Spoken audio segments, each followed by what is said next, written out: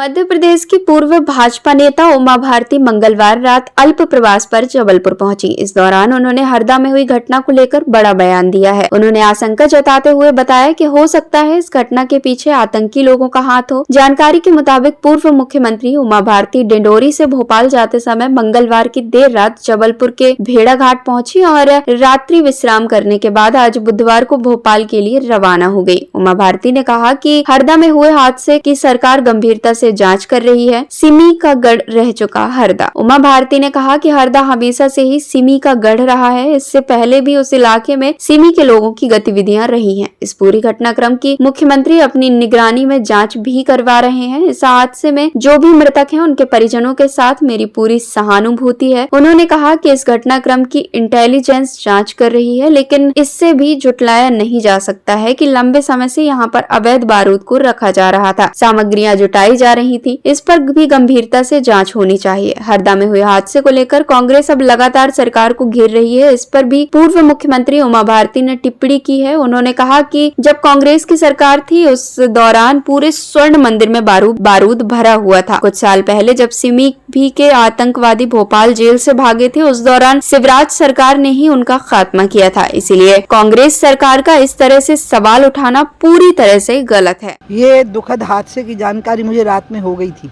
एक अवैध स्थान पर विस्फोटक सामग्री का होना बनना, इसकी ठीक से जांच हो जाए।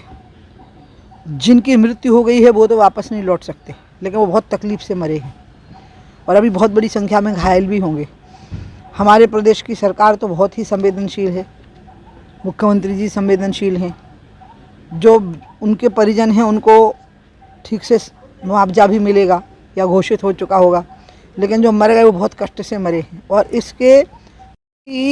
इसके पहले भी उस इलाके में सिमी के लोगों की गतिविधियां रही हैं, अगर आपको पता हो तो ये सारी चीज़ों का ठीक से मुझे लगता है कि मुख्यमंत्री जी जांच कर रहे होंगे। मेरी पूरी सहानुभूति परिजनों के साथ है और मैं जो गुजर गए हैं उनके लिए श्रद्धांजलि अर्पित कर रही हूँ इस दुखी मन से कि ऐसे दुख से किसी की मृत्यु ना हो। अब मैं इसको इसलिए नहीं कह सकती हूँ कि इंटेलिजेंस का काम है, लेकिन ये तो लगता है कि इतनी बड़ी संख्या में अवैध बारूद बनना, कि उसका विस्फोट हो गया और ये सब हो गया, तो कहाँ से सामग्री जुटी होगी। तो वो तो जब तक इस प्रकार के लोग ना हो जो आतंकी गतिविधि में संलग्न रहते हों, ऐसी सामग्री मिल नहीं पाती।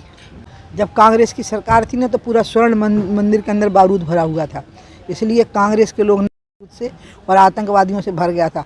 हम ना आतंकवादियों को छोड़ते हैं, और एक बार सिमी के आतंकवादी भागे थे जेल से, जब शिवराज जी मुख्यमंत्री थे तो सब उड़ा दिए गए थे।